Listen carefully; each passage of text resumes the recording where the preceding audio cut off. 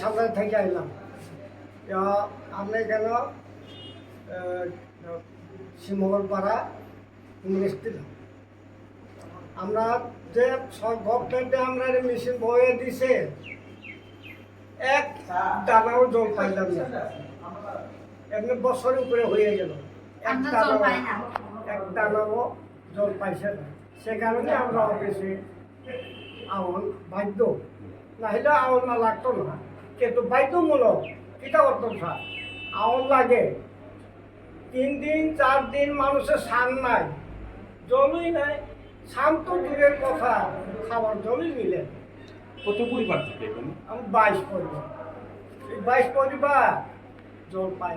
Machine খারাপ না operator নেই?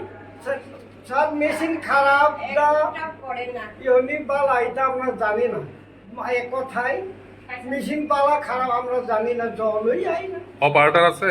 আছে আছে, ডেইলি যায়। যে বাড়ির সামনে ওই মেশিনের লাগাইব, যদি জল যদি সারে স্যার আমরা এখানে 1 কিলোমিটার কাছাকাছি হইব, এখান থেকে জল যদি সারতে গেলে নিচে তো ঘন্টা 1.5 ঘন্টা তো লাগবো।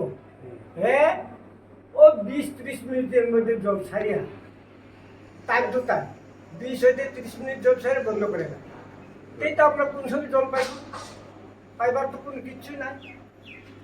এ কারণে আমরা বাধ্য হইয়া অফিসে আমার লাগছে। ওনারা কি বললেন?